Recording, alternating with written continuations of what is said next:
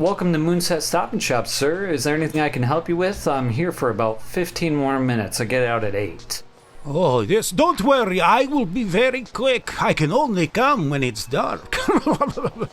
Well, please direct me, young man, to your bloodiest steaks. Yeah, you're gonna want to go right down aisle 12 there. Thank you. Might I say you look delicious this evening? Well, that's the first time I've heard that, but thank you. Thank you, mortal. I will go get the steaks. Okay, I am ready to check out. Excellent. Did you find everything all right? Geez, you got a lot of meat there. Why, yes, I am afraid to say I cleaned out your meat section. Ah, excellent. Oh, you don't have to bag the porterhouse steak. I'll take that now. Oh, it's so rich, so delicious, almost human-like. You eat it raw, huh? Yes, I like my steaks very rare, as you can see. Did you find everything all right today, sir? More than I could have thought. Thank you, young man. Your meat selection is so varied and so eclectic. I cannot wait to try the veal. Well, in case you're in the mood for something other than meat, we are having a sale on cereal right now. We got Boo Berry and Count Chocula. Oh, how cute. You appropriate vampire culture and slap it on the front of a cereal box. Shame on you, young man. Shame on you. If it was up to me, I'd drain you dry. Sir, that is sexual harassment. That's not what I meant, and you know it. Sir, look, I'm sorry. I didn't mean to offend you. I don't make Count Chocula. I just work here, and I'm out of here. It's almost 8 a.m. 8 a.m.? Wait. Oh, no. I got the wrong 8 o'clock. The sun. Oh, no! Jesus. All right, Steven, looks like your shift's about done. Hey, do you mind cleaning up this mess here before you go? That'd be great. Thank you. Hi, welcome to Moonset Stop and Shop. God damn it. This job is bleeding me dry.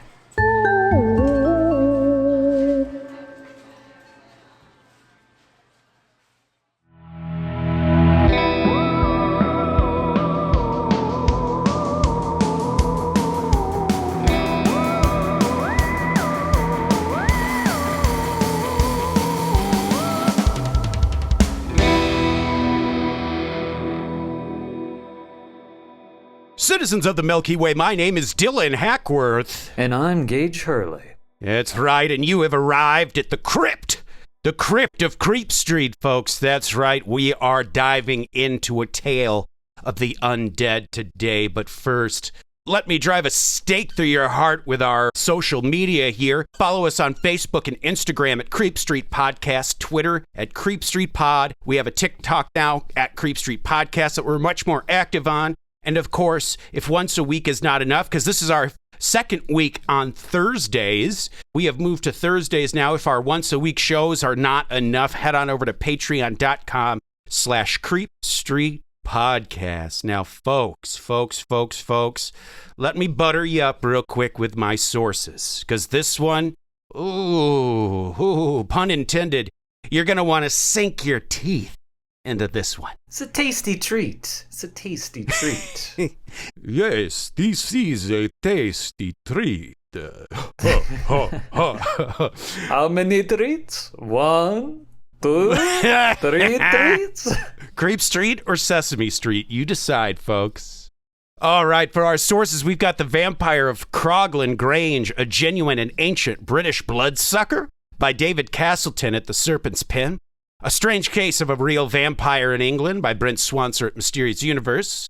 The Vampire of Croglin Grange, the horrific true story of English vampirism by a YouTube channel called The Paranormal Scholar. Great channel, everyone should subscribe to. And then, of course, the original telling of the tale, The Vampire of Croglin Grange by Augustus Hare. And if you haven't guessed yet, today's episode is The Vampire of Croglin Grange.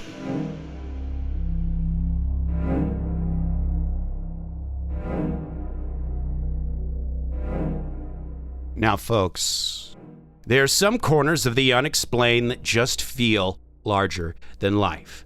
Folklore that is steeped in legend and so deeply tangled in myth that it seems like they just couldn't possibly be real. And yet, every now and then, something steps out of the shadows, something all too real. And suddenly what we thought was just a story might not be fiction like we thought. Now, when we talk about creatures of the night, few are as famous or as infamous as the vampire. It's the stuff of ancient myths, of Gothic horror and silver screen terror, a blood-sucking, death-defying fiend that lurks in the darkness, waiting to strike. But here's the thing. Vampires aren't just the domain of Eastern Europe or Victorian novels, because every once in a while, someone comes forward with a story that makes you stop and wonder. And this time, it happened in the quiet English countryside. A tale that refuses to die, a story that's been shared for generations, a historical anomaly, a piece of local lore, and maybe something much more.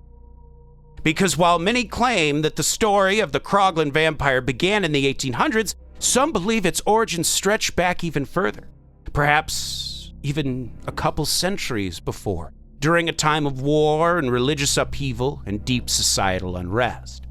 So Creep Street, buckle up, because we are going to take a trip far from the city lights of moonset, away from the hustle and bustle of modern life, deep into the rolling hills of England's countryside, because somewhere in the misty, windswept fields of Cumberland, nestled near the ruins of an ancient churchyard, sits a lonely farmhouse with a story so freaky-deaky, so deeply unsettling that it's been talked about for well over a century.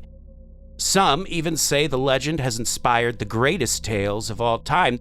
And keep in mind, this story, the Vampire of Croglin Grange, even before Augustus Hare's telling of it, this predated Dracula, and many believe inspired the tale of Dracula. So very much in the tradition of Gothic horror, but this one, baby, is all too real. And it all begins in the spring of 1875, when three siblings, Edward, Michael, and Amelia Cranswell, came to this quiet corner of England looking for a taste of the simple life. They weren't locals, they were just visitors looking for a change of pace, a retreat from the world for a taste of the country life. And when they arrived, they found exactly what they were looking for, a quaint, single-story stone farmhouse known as Croglin Grange. But that was long, long ago, back before the Fishers ever rented it out. And some say the property has carried a dark reputation dating back centuries to this very day, to a place tied to an old chapel, one long since demolished, and whispers of something far more sinister lurking in its past. At first, none of that mattered to the Cranswells. The house was quiet, remote, and peaceful, and owned by a family called the Fishers. And soon enough, they were so enamored with life in Cumberland that what was supposed to be a short stay began to feel like a forever home.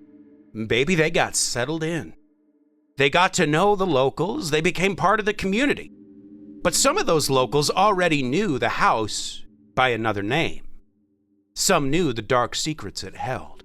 But the Cranswells, they didn't know. At least, not yet. They had spent the winter tucked away in their quiet farmhouse, watching the snow fall over the valley, letting the peaceful countryside lull them into a sense of comfort.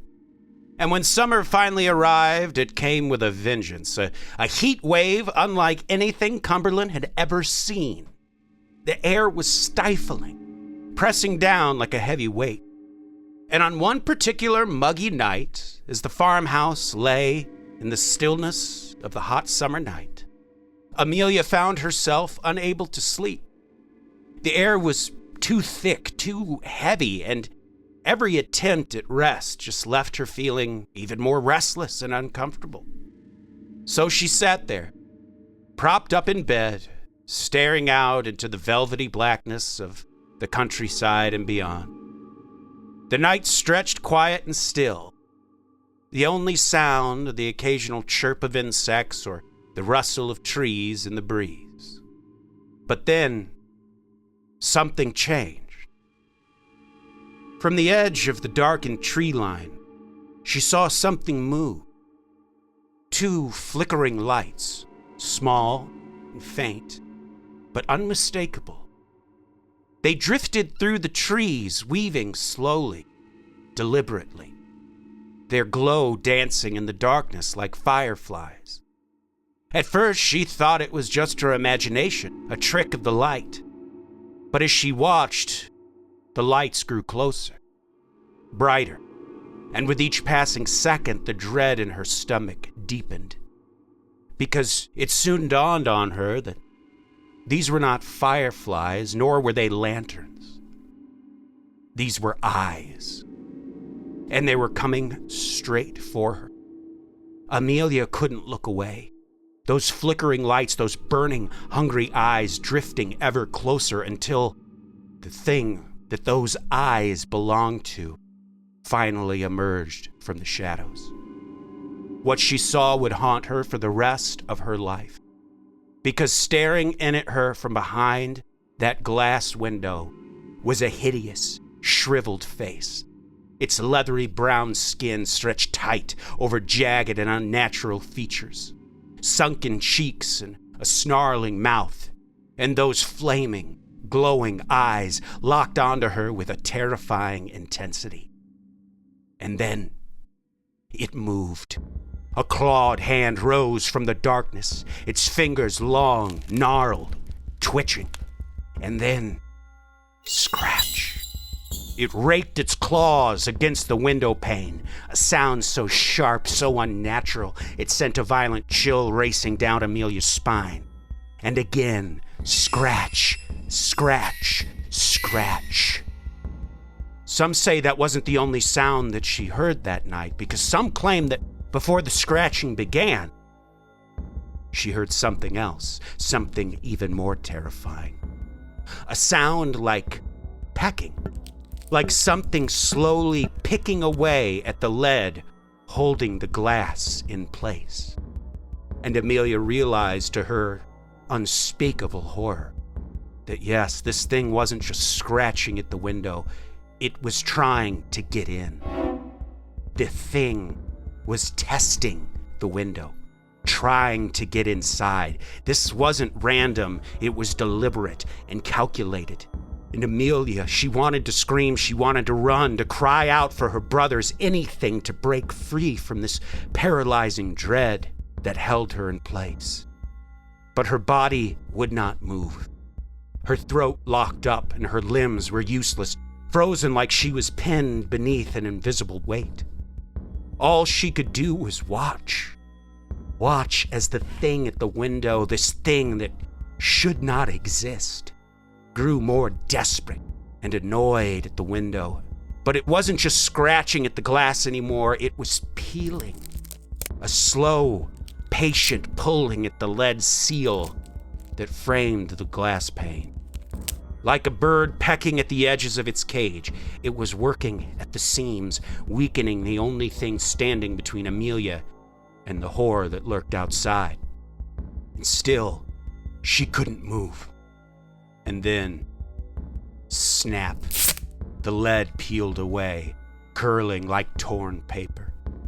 The pane shuddered, trembled, and then fell, crashing under the floor with a scattering thud. Amelia barely had time to react before a skeletal, clawed hand shot through the empty frame, its long, gnarled fingers curling slowly, its blackened nails scraping against the wooden sill. And then, click, it turned the lock, and the window swung open. Amelia couldn't do anything. Her body was a prison, her voice trapped in her throat. And now, this thing was inside. A hulking, unnatural figure, its form twisting, contorting as it slithered through the window. Too fluid, too quick for something so massive. It moved like a shadow, and it was coming straight for her. Before she could even react or even process the impossible horror of what she was witnessing, the thing was on her, its hands like ice wrapping around her body, fingers twisted into her hair, and then a violent yank. Her head was wrenched back, her throat fully exposed, her heartbeat thundering in her ears. Amelia was powerless, frozen, trapped in a living nightmare. And then it lowered its face to her neck. She felt them then. The teeth, sharp, pressing into her flesh, ready to tear. And in that moment, Amelia felt pain ripping through her like fire, and yet there was something more than just pain. According to some sources, as the teeth sank into her flesh, she felt something else, a pulling feeling, like something was being siphoned from her, something deeper than just blood. A horror so unnatural, so impossible that it was beyond the simple terror of being attacked. This thing was feeding, but on what exactly? And that's when it happened. The terror that had held her captive for so long finally snapped, and with every ounce of breath in her body, Amelia screamed. A scream so raw, so filled with pure primal terror that it shattered the silence of the night. A scream that rippled through the farmhouse, through the valley and beyond, and straight to the ears of her brothers. Edward and Michael bolted upright from their sleep, their hearts pounding. And then they heard it again, their sister screaming. Something was in her room. She needed help, and without hesitation, they tore down the hallway, racing toward the door, only to find it locked. Something was keeping them out. And for a single agonizing moment, the only thing separating them from their sister in that nightmare was a wooden door.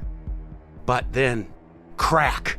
They slammed their shoulders into it once, twice, and on the third hit, the door burst open.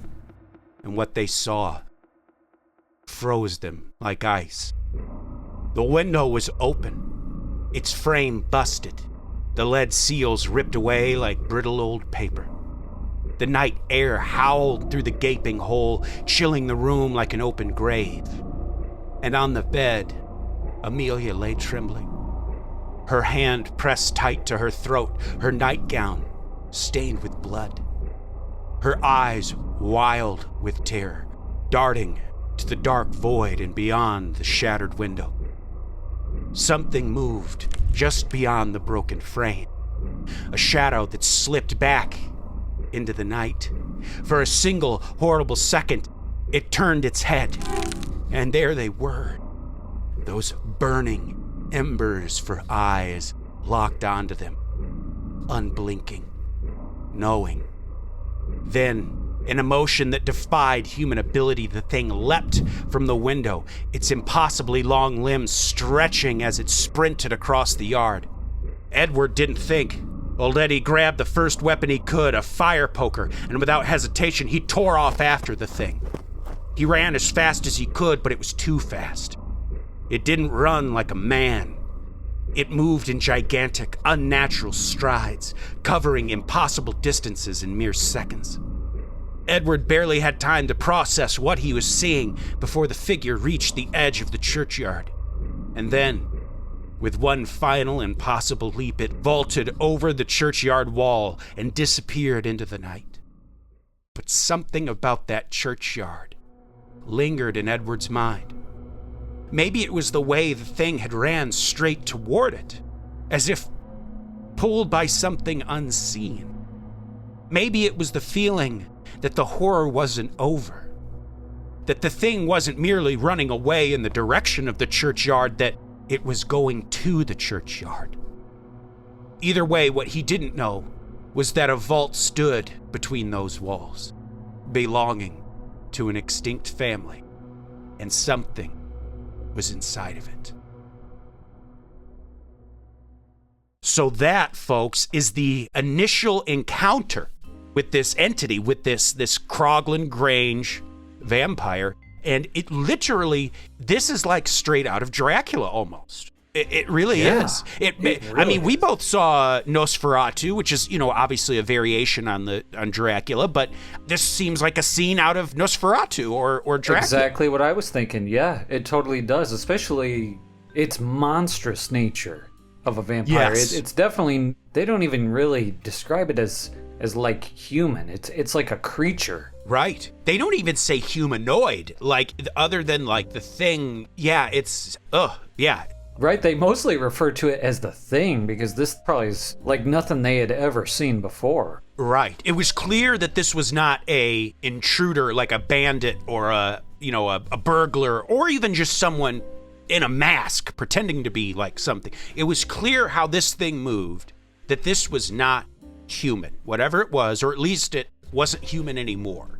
We'll put it that way. I'm unsure if it removed the whole window, but it almost sounds like it just removed a pane of the glass, like a small thing that was almost able to slither through it. The language it uses, like slithering through it. But either way, whether it, just opened the whole window or not.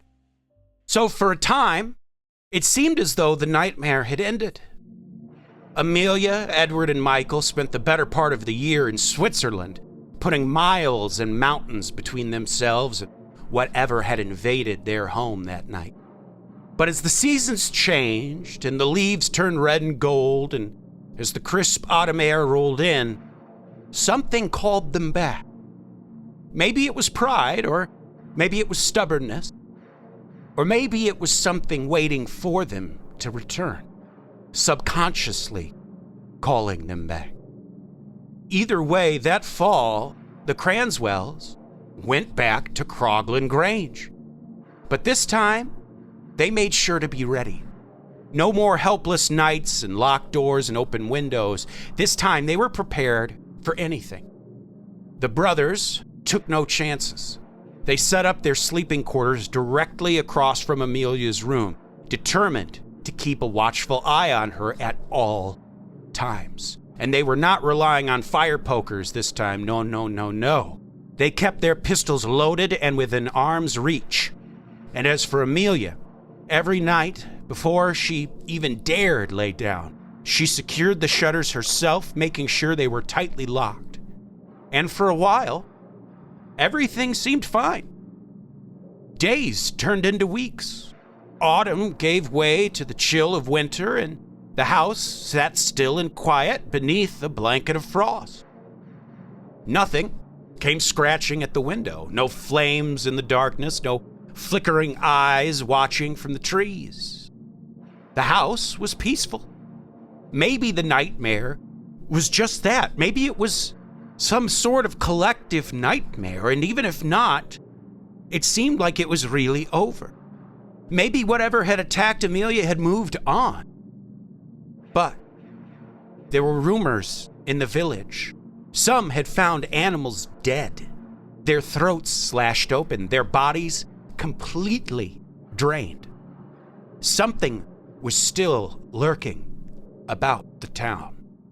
You'll notice, Gage, that part is almost like something you hear from like a UFO story. Cattle mutilations. Vividly, I can remember when doing the research years ago for Skinwalker Ranch, which we will revisit and redo because I really want to sink my teeth into that one again. Ho ho ho. Ho ho ho ho. Because in that story, there's a lot of cattle mutilation. In fact, it was like the cows would have sections removed from them, and there would be like no blood at the wound, like as if someone like a circular chunk. It almost makes me think of Dwight in The Office when he talks about how I can remove meat from a horse without killing it. Like seriously, like even though these animals were dead, it was almost like that. Like these things were like gored with like chunks removed.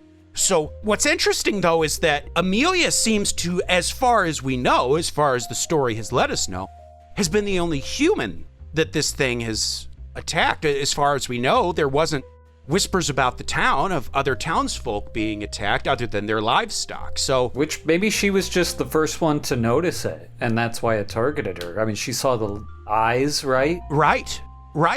And once again, this plays into the tale of Dracula. Like, why was it Mina? And also, if you've read Dracula, you'll know there's a group of men that protect her. But there's obviously Van Helsing and Jonathan Harker, but there's also like Quincy and Dr. Stewart, like all these men that kind of, a lot of them actually are, even though Jonathan Harker is the one who wins her heart, all of them are kind of in love with Mina. Not Van Helsing, because he's like an old man, but Quincy and the doctor, they're all kind of like in love with Mina.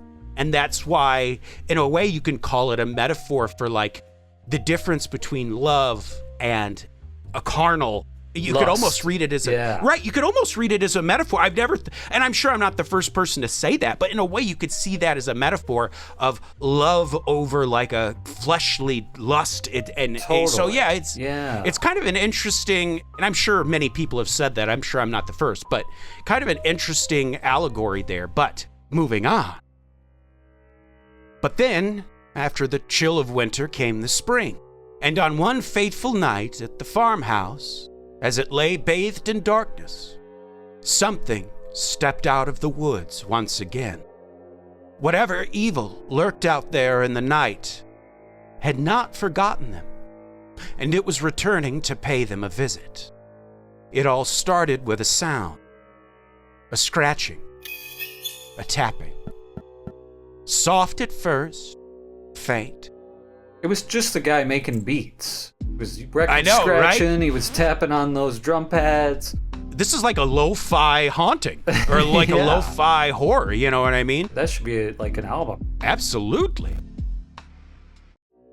But deep down, Amelia, she knew what was going on, because she had heard those noises before. The nightmare she had spent months trying to forget had now returned. The thing was back. But this time, it wouldn't see her. Not with the shutters locked tight, not with her brothers armed and ready just across the hall. This time, Amelia had control. Or so she thought.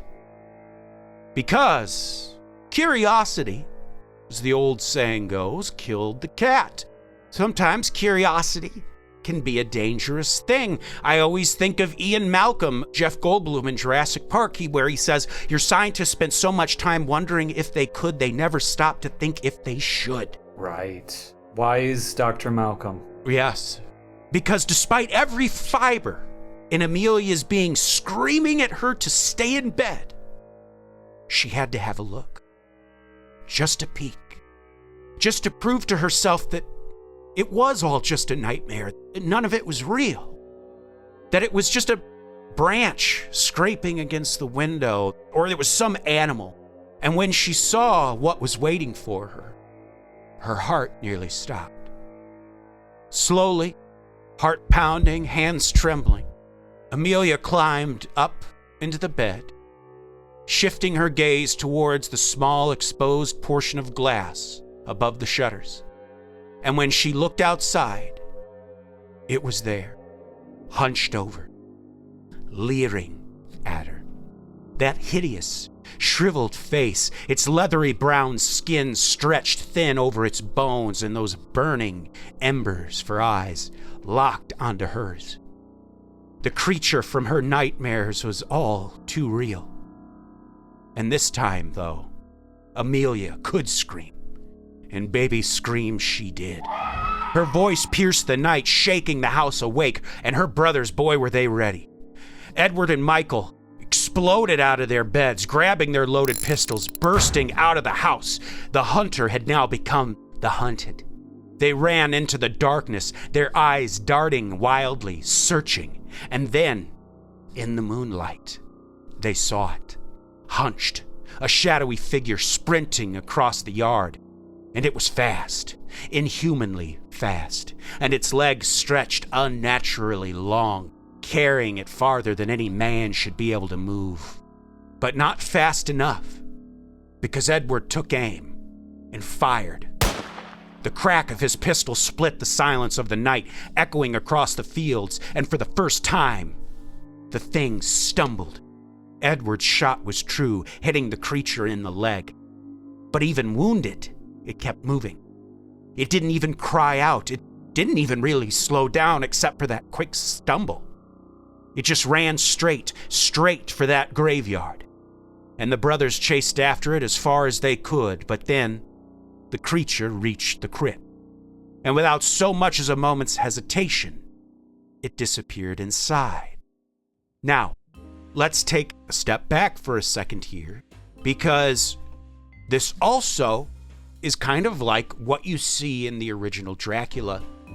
Amelia, despite all better sense, cannot help but go look.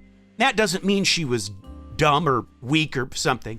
And if you'll notice, this thing was waiting for her. It was looking at her when she peeked. It's like this thing almost had a hypnotic power over her, was calling her towards the window. Maybe it's because it had drank of her blood, so now maybe it had some kind of power. I think in typical vampire lore, to become a vampire, you need to drink of its blood.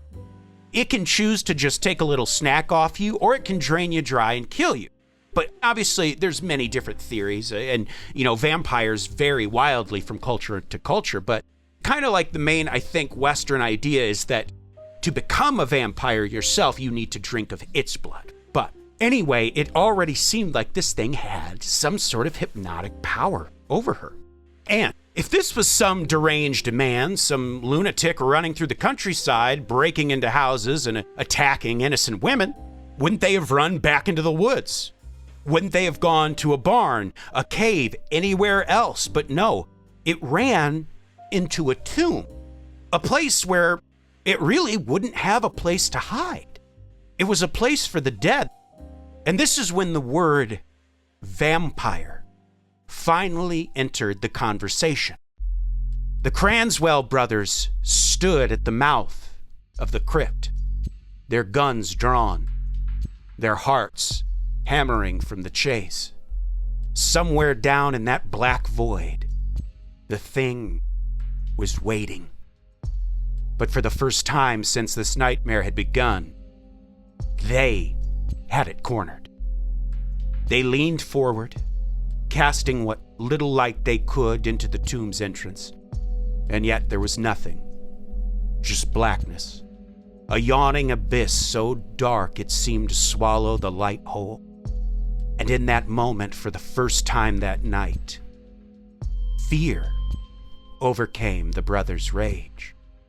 Whatever was down there, they knew they were not yet ready to face it, not on its own home court. So they did the only thing they could think to do. They backed away. They left the crypt untouched for now. But by morning, they would be bringing an army. So pretty wise, I think, wise thing to do. And it says, the sources say that as they stared down into that void, even though they couldn't see it, they knew it was kind of almost like a trap. It seemed like almost like it wanted them to come down. Like I said, it was going to have home court advantage. Right, yeah, smart of them, and they don't really know what this thing's capable of. They know nothing about this thing. Exactly. And as you'll notice, this was the first time the word vampire was uttered in relation to this case. At first, they didn't really know what, they were still maybe thinking it was some sort of just lunatic or some sort of animal or something. That this was the first time, I mean, they saw it plainly.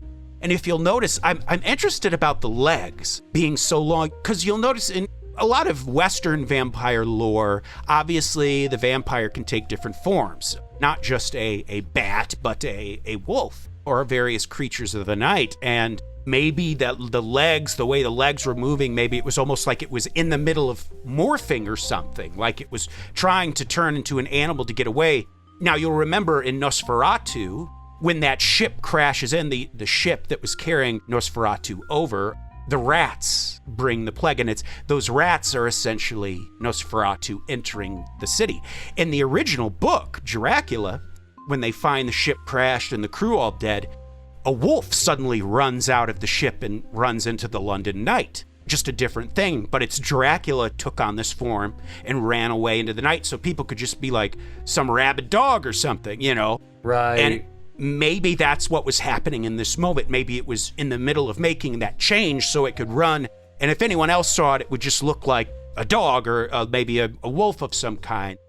Well, at sunrise, Edward and Michael set off into town, determined to find as many able-bodied men as possible.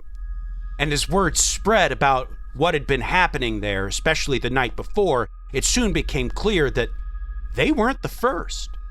Others had apparently seen those flickering lights in the darkness. Others had heard the scratch at their windows, and for at least one other person, another young girl, the nightmare had gone even further.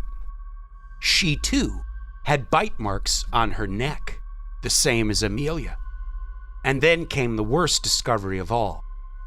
All across the valley, on farms and in open fields, cattle and sheep had been found dead, their bodies completely drained of their blood. And it wasn't even just livestock, because some of the older residents of the valley came forward with even darker revelations. This thing had been here before, even decades ago. A girl had been attacked, they said, left with similar wounds, and shortly after, a grave had been disturbed. And then the stories of the bat. More than one local had seen a strange, winged creature flitting about the churchyard at night. Some claimed to have spotted it perched among the gravestones, its eyes glowing like embers in the dark. And the worst part, some believed it came from that very crypt that the brothers had chased the creature into. The realization hit them like a cold wind. No, this was not a madman. This wasn't just a beast. This was something unnatural, and something that fed on the living. And that crypt was its lair. If they wanted to end this nightmare, they had to go back. But this time, they wouldn't be alone. As dawn came, the Cranswell brothers returned to the crypt, this time with a small army of locals following behind them. Axes, torches, whatever they could carry, whatever they could use. And they were ready. But as they stepped into the gloom of the crypt, something shifted in the air. The heavy dampness pressed against their skin, the smell of decay, rot, thick and suffocating. The only light came from their flickering torches, their flames casting long, jagged shadows against the stone walls. And as they moved deeper into the vault, the truth soon revealed itself. The graves were all defiled, the coffins torn open, their rotting occupants strewn haphazardly across the floor, bones shattered, skulls cracked, fragments of ancient wood and splintered stone littered the ground. It looked as if something had clawed its way out from the inside of these coffins. But at the very back of the crypt, amidst the destruction, there was one coffin left untouched. One that was perfectly intact, and as they gathered around it, a cold, terrible certainty settled over them.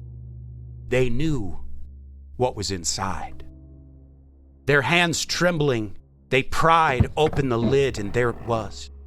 The thing from Amelia's window, the same shriveled, hideous face, the same sunken, withered skin, the same burning, unnatural eyes, only now they were closed.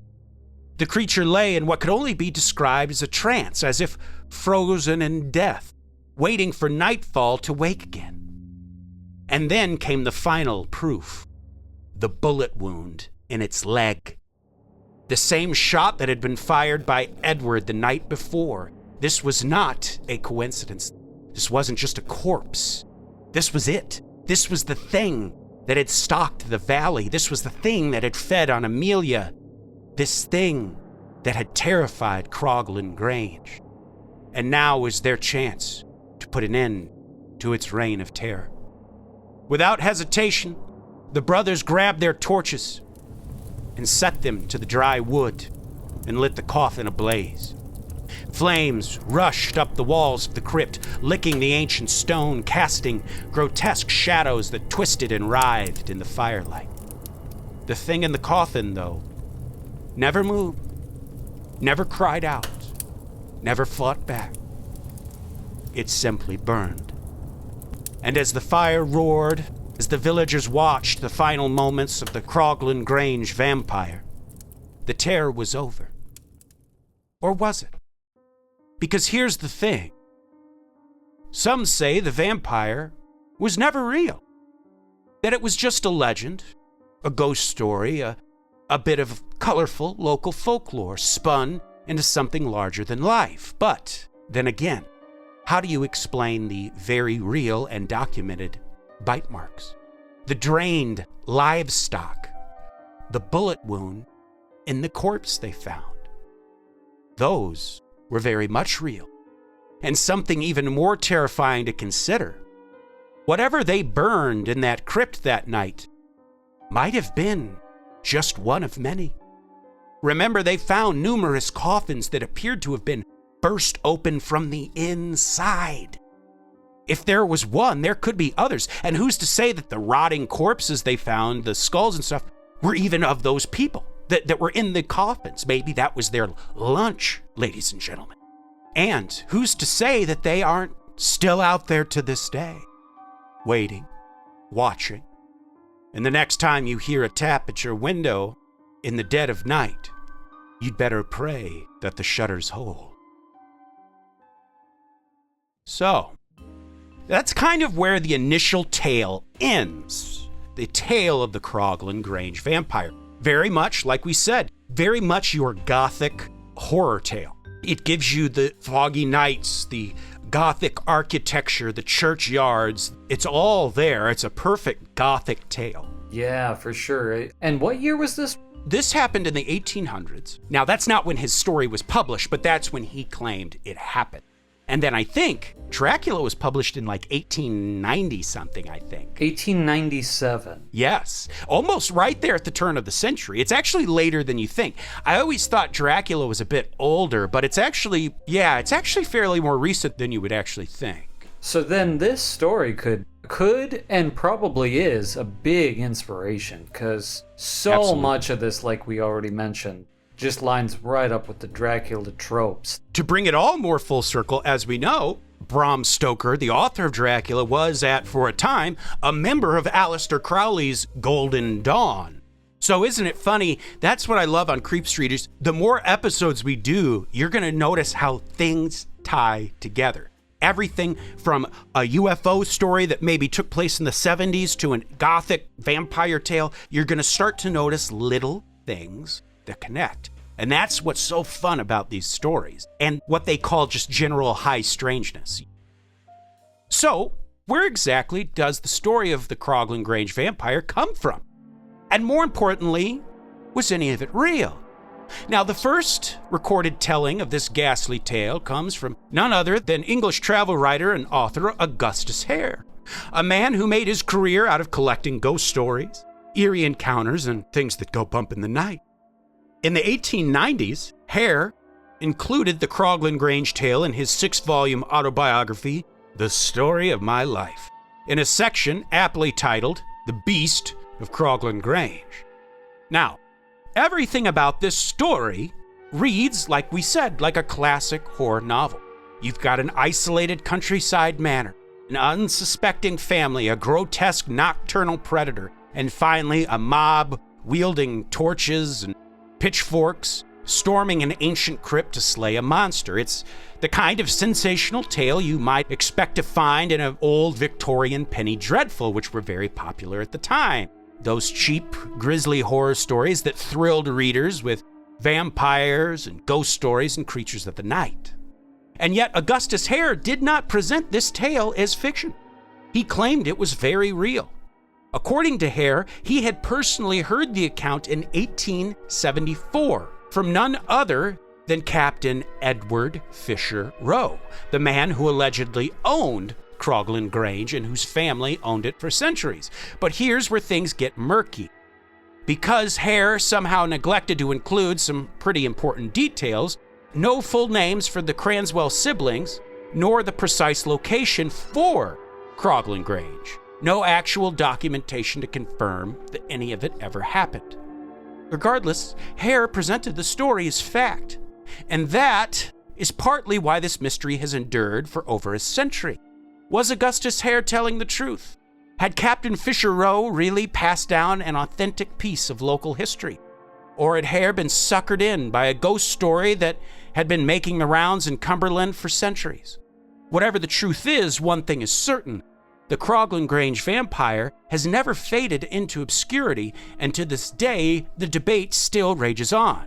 Because here, where there's a legend, there's always someone itching to tear it apart. And when it comes to the Croglin Grange vampire, one of the first major skeptics was none other than an English author and illustrator, Charles Grove Harper. And in 1924, Harper set out on a personal mission to hunt down the truth behind the tale.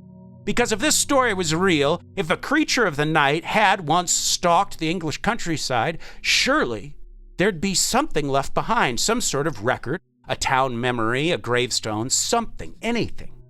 So, Harper traveled to Cumberland, to the very place where Augustus Hare claimed that the events took place. And what did he find? Nothing. Not a single soul in the area had ever heard of Croglin Grange. The house, if it had ever existed, was gone. In fact, Harper came to a shocking conclusion. Croglin Grange never existed at all. The closest thing he could find that even remotely matched the description of the place was called Croglin Low Hall. But here's the thing. It didn't fit. For one, Croglin Low Hall wasn't even close to a churchyard. It sat over a mile away from one. Secondly, it was a 2-story building, not a single-story farmhouse like Herod described. And the biggest discrepancy of all, the graveyard had no crypt. No underground tomb, no dark pit where a creature of the night could lurk. It was like the entire setting of the story had been conjured up out of thin air. And if that wasn't bad enough, Harper also couldn't find a single record of the Cranswell siblings. No documents, no birth or death records, not a single mention of them anywhere. And considering how incomplete Augustus Hare's original account was, even if the Cranswells had existed, tracking them down would have been impossible. But folks, you didn't think I would just leave you thinking, oh, well, it was all bullshit, right? You didn't think I was just going to leave you there dick in hand. No. No. No. You get a happy ending. You're going to get your happy ending. Because here's where things get even weirder. A decade later, another researcher challenged Harper's findings. In the 1930s, a man named F. Clive Ross traveled to Cumberland and made a startling discovery.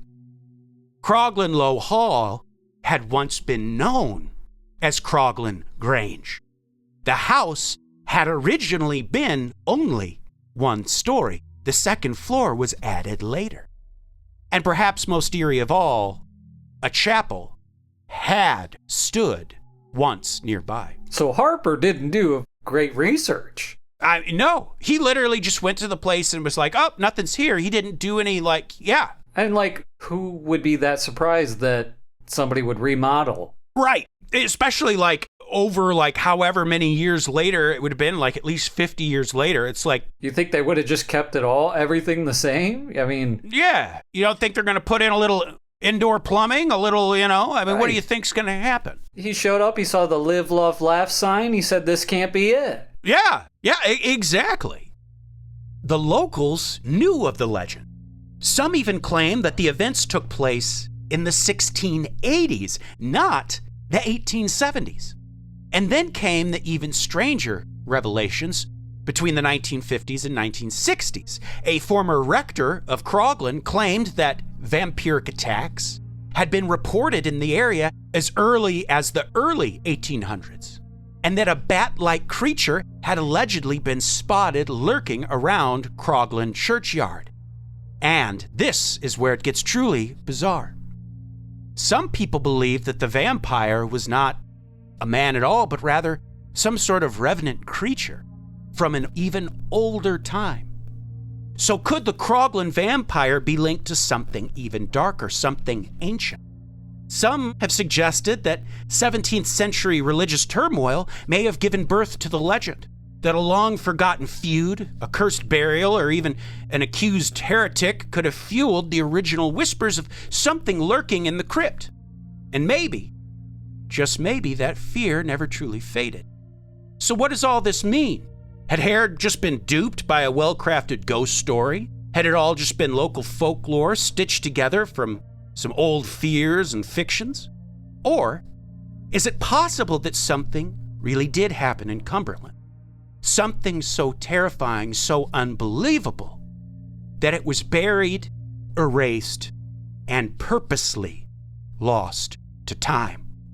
Because one thing is clear, the legend wasn't going away, and the debate was far from over. According to investigator F. Clive Ross, the skepticism of Charles Harper may have been way too hasty. Because while it was true that no official records mentioned a place called Croglin Grange, Ross was convinced that the house described by Augustus Hare wasn't a fabrication at all, that it was real, and its name was Croglin Low Hall. Now, Harper had already written this place off, saying it didn't match the description in Hare's story, but Ross, he found something Harper had completely missed. Because by the time Harper arrived, Croglin Low Hall had already been demolished. And what had been built over it? A chapel. But before the property was torn down, Ross discovered that Croglin Low Hall had matched nearly every description of Hare's account. And the most chilling discovery of all, there had been a churchyard there. A proper graveyard, just like the one in the story. And even though the old church itself was long gone, its foundation stones were still visible, standing as a quiet, ghostly reminder of what had once been there. But then came the final, eerie revelation. Ross discovered that one of the windows in Croglin Low Hall had been completely sealed up. A single, blocked-up window, the very one where the vampire was said to have first appeared to Amelia. So, Creep Street, we have to ask ourselves, did Harper dismiss this legend too soon?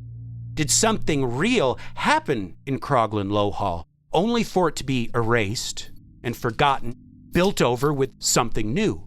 Or was it just another layer of myth, twisting the story further into the realm of the unexplained? Well, one thing's for certain, the debate was far from over, and the mystery of the Croglin Grange vampire was refusing to die. But hold up, baby, because we're not done yet. If you thought the Croglin Grange vampire was just a one-off ghost story, just another piece of Victorian horror fiction, well, think again. Because F. Clive Ross, oh baby, he kept digging. And he discovered something else. Something that put cynics on edge. The story was not as obscure as people thought. In fact, it had been told before. Because others in the area, local families, older residents, had heard whispers of the Croglin Grange vampire long before Augustus Hare ever wrote it down. It was an old story, a mostly forgotten legend passed through generations of something unnatural that once stalked Cumberland countryside. And then Ross confirmed another critical detail. The Fishers were real. That same family that Augustus Hare had claimed owned Croglin Grange, that had let the Cranswells live there, they had indeed existed. But then came the biggest revelation of all. A local resident pointed out something that completely changed the game on this legend. Croglin Low Hall, the same building Harper had dismissed, as we know, had been called Croglin Grange right up until 1720. So let that sink in, Creep Street. This means that Hare may have been off on his timeline, but at least some of the elements of his tale were true, and it didn't stop there, because years later, another journalist, Lionel Fanthrop, he picked up the trail where Ross left off. And after conducting his own research, Fanthrop came to the final chilling conclusion that there had been a Croglin Grange, there had been a vault just like the one in the story, and both existed in the 1600s. So, now, we're left with a bigger question than ever. Was the Croglin vampire story based on something real, something that had happened centuries before, something very true but twisted and distorted over time? Was Augustus Hare retelling a legend that was so old that its details were blurred through the generations, to the point that the original date was lost to time? Well, one thing's for sure, the legend of the Croglin Grange vampire has survived the centuries. And like all great monsters, it seems impossible to kill. It's entirely possible that this whole thing was just a story, a tale passed down by Captain Edward Fisher Rowe, who might have, 1, he maybe made the whole thing up, 2, borrowed it from like a popular penny dreadful of the day, or twisted a few old facts into something far more dramatic. But here's the thing, Creep Street. The Croglin Grange vampire never truly died. Because even if the story we know today has been stretched and warped or distorted by time, like a shadow in candlelight, it may still have started by something real, something terrible, something ancient and beyond comprehension. Some might even say it's merciful that we only know the version of the story that we have today, as it is softened by the fiction added to it. That if we ever learned the real truth, we'd wish we hadn't. Yet, as long as people are still telling the tale of those strange nights in Cumberland untold centuries ago, the legend will live on. It's never been proven and it's never been fully debunked, and maybe that's exactly what makes it so irresistible. Because the tale of the Vampire of Croglin Grange has gone on to be intensely studied, debated, and obsessed over. An impressive amount of time and effort has been poured into the pinning down of the story's original origin. Scholars, researchers, skeptics, and believers, they have all tried to unravel the mystery. And yet, here we are, over a century later, and still no definitive answers, no smoking gun, just a mystery that refuses to die. Whether fact or fiction, the Vampire of Croglin Grange has cemented itself as one of England's greatest supernatural mysteries, a tale that continues to haunt the imagination. And just like a real vampire, it will live on long after all of us are gone. Well, folks. Gage, what do you think of this tale, the tale of the Croglin Grange vampire? It's a fascinating tale, and like we already mentioned, it's clearly a big influence on the story of Dracula, especially considering, by the end of this, we know that this happened way back, centuries ago, back in the 1600s. There's a lot of possibilities here that Edward Fisher Rowe may have made up the whole thing or just twisted some details, but the confirmation of so many of the details of the house, the family, all of the things that line up, definitely got to add some credibility here. And we can't talk to any of the witnesses, but as the tale goes, we have a lot of witnesses who describe the exact same thing. Absolutely. And I like that we don't really know a date, that it might be older, and it like we said, the Croglin Grange vampire itself might be a fictional story that started with something entirely different. It's like imagine like a centuries-old game of telephone where there was something very scary. And like I said, maybe it's merciful that we don't even know the real. Maybe it's just too damn terrifying. It's almost Lovecraftian, something ancient and incomprehensible. Right. And if they destroyed this creature too, that's a logical reason why there's no evidence of it. Right. Exactly. But folks, that is going to wrap us up for the Vampire of Croglin Grange. What an episode. Very good episode. Very creepy. Yeah. I'll tell you what, Gage. I got a list of names I wouldn't mind slipping through my window pane at night. Oh yeah? Who's that? The names of our top-tier Patreon subscribers. Of course, the Dream James Watkins, the Finnish Face Via Lungfist, the Madman Marcus Hall, the Tenacious Teresa Hackworth, the Heartbreak Kid, Chris Hackworth, the Oh-So-Suave Sean Richardson, the British Bone Breaker, Bex Gray, the Notorious Nicholas Barker, the Terrifying Taylor Lashmet, the Count of Cool Cameron Corliss, the Archduke of Attitude Adam Archer, the Sinister Sam Kiker, the Nightmare of New Zealand Noeline Vivilli, the Loathsome Johnny Love, the Carnivorous Kevin Bogey, the Killer Stud Carl Staub, the Firestarter Heather Carter, the Conqueror Christopher Damian Damaris, the Awfully Awesome Annie, the Murderous Maggie Leach, the Serve Sexy Sam Hackworth, the Evil Elizabeth Riley, Lauren Hellfire Hernandez Lopez, the Maniacal Laura Maynard, the Vicious Karen Van Buren, the Arch Nemesis Aaron Bird, the Sadistic Sergio Castillo, the Rapscallion Ryan Crum, the Beast Benjamin Huang, the Devilish Chris Doucette, the Psycho Sam, the Electric Emily Zhang, the Ghoulish Gert Hankum, the Renegade Corey Ramos, the Crazed Carlos, the Antagonist Andrew Park, the Monstrous Michaela Schur, the Witchy Wonder J.P. Weimer, the Freaky Ben Forsyth, the Barbaric Andrew Barry, the Mysterious Marcella, the Hellacious Cale Hoffman, and Pugblorb, the Poltergeist. All right, folks, that's right. Follow us on Facebook, Instagram, TikTok, and of course, if you want more of the goods, head on over to patreon.com/creepstreetpodcast. Check out Gage on YouTube over at Vaporverse. He just put out some new beats that are pretty damn dope, if I do say so myself. Well, thank you. Yeah, so everybody go check that out. Gage, thank you for joining me and all this stuff. And folks listening, we thank you for joining us on this journey. We love you. Citizens of the Milky Way, my name is Dylan Hackworth. And I'm Gage Hurley. Good night and goodbye.